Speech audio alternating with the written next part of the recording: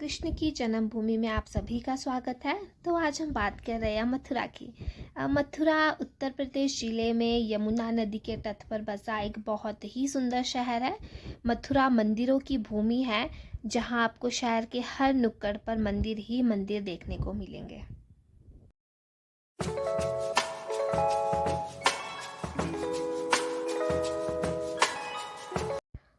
So welcome back to my channel. I am Diksha Gautam और आज हम बात कर रहे हैं निधि वन की, जो कि मथुरा में स्थित है। इस तुलसी के वन को हम निधि वन के नाम से जानते हैं। वृंदावन यानी कि वृंदा के वन, वृंदा यानी कि तुलसी। सो ये जो आपका वन है, ये तुलसी के वनों से ही बना है सारा का सारा।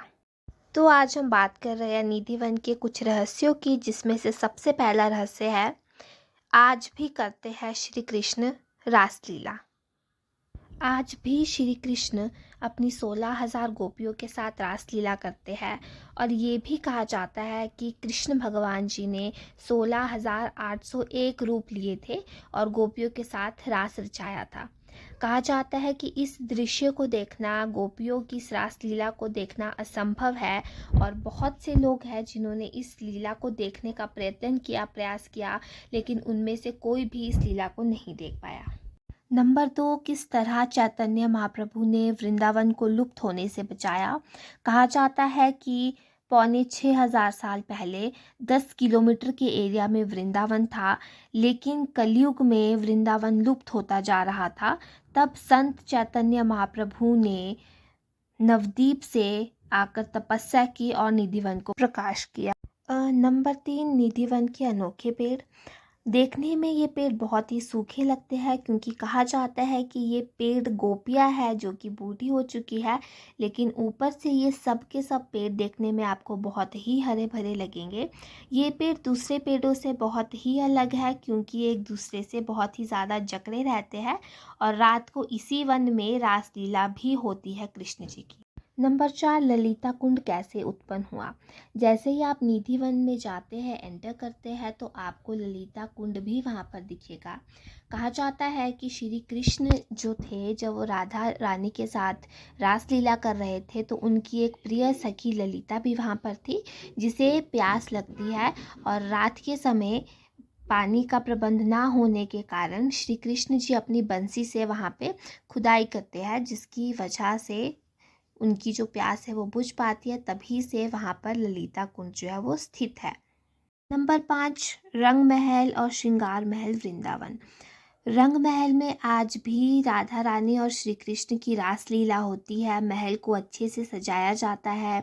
मैया रानी के श्रृंगार का सारा सामान वहाँ पे रखा जाता है। और दांतुन वहाँ रखी जाती है, लड्डू रखे जाते हैं। और जब भी पंडित सुबह द्वार खोलते हैं, तो पाया जाता है या तो बेड जो है वो ख़राब है, दांतुन जो है वो इस्तेमाल की हुई है, लड्डू जो है वो खाए हुए हैं। तो आज भी यहाँ पे रासलीला होती है। नंबर 6, निधि वन में एंट्री। कहा जाता है और माना जाता है कि रात में 7 बजे के बाद कोई भी मनुष्य, कोई भी जानवर निधि वन में नहीं रह सकता, चाहे वो पंडित हो। दिन में आप पाएंगे कि निधि वन में चारों ओर लोग ही लोग हैं। चारों ओर बंदर आपको दिखेंगे, पक्षी दिखेंगे। बहुत अनोखी बात है। लेकिन जैसे ही रात का समय होता है, जितने भी बंदर हैं, जितने भी पक्षी रहते हैं, वो सारे वृंदावन को छोड़ देते हैं और सुबह होने के बाद ही वापस निधिवन में आ जाते हैं। क्योंकि कहा जाता है कि जो रासलीला होती है निधिवन में, वो कोई भी नहीं देख सकता, चाहे वो इंसान हो, चाहे वो पशु पक्षी हो। तो रात को आप यहाँ पे नहीं रुक सकते हो। और बहुत से ऐसे लोग भी थे जिन्होंने रात में ये दृश्य को देखने का प्रयास किया, जिन्होंने कैमरा लगाने की भी कोशिश की, लेकिन उनमें से कोई भी लोग जो है वो सफल नहीं हो पाए। नंबर 7, बांसुरी चोर। निधिवन में राधा मैया को बांसुरी चोर के नाम से भी जाना जाता है। जैसे कि हम सभी को पता है कि श्री कृष्ण जी माखन जो है वो चुरा लेते थे, जिससे परेशान होकर राधा मैया ने अपनी सखी ललिता और विशाखा को कहा कि वो श्री कृष्ण जी की बांसुरी चुरा ले। और तभी से इस मंदिर का नाम जो है, ये बांसुरी चोर मंदिर जो है ये पड़ गया है।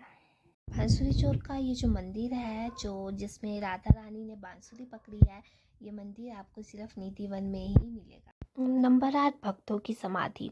बहुत सारे ऐसे भक्त थे जो चाहते थे कि वो कृष्ण की रासलीला को देख सके, लेकिन कृष्ण की इस रासलीला को देखना असंभव है।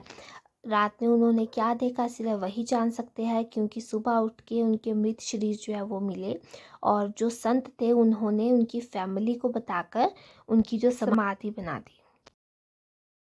नंबर 9, जब एक भगत ने निधिवन में कैमरा लगाने की कोशिश की। कहा जाता है कि जितने भी लोगों ने वहाँ कैमरा लगाने की कोशिश की या वहाँ पे उस दृश्य को देखने की कोशिश की, या तो उनकी आंखें चले गई या वो गूंगे हो गए, और कुछ ऐसे भी लोग थे जो कि अपने घर पर ही पाए गए कुछ दिनों के बाद। तो ये थी आज की इन्फॉर्मेशन निधिवन के बारे में। आई होप आपको ये इन्फॉर्मेशन जो है वो सुनकर अच्छा लगा होगा, और जब भी आप वृंदावन जाए तो निधिवन के दर्शन भी ज़रूर कीजिएगा। I hope you like this video, so do like share and comment. तब तक के लिए राधे राधे।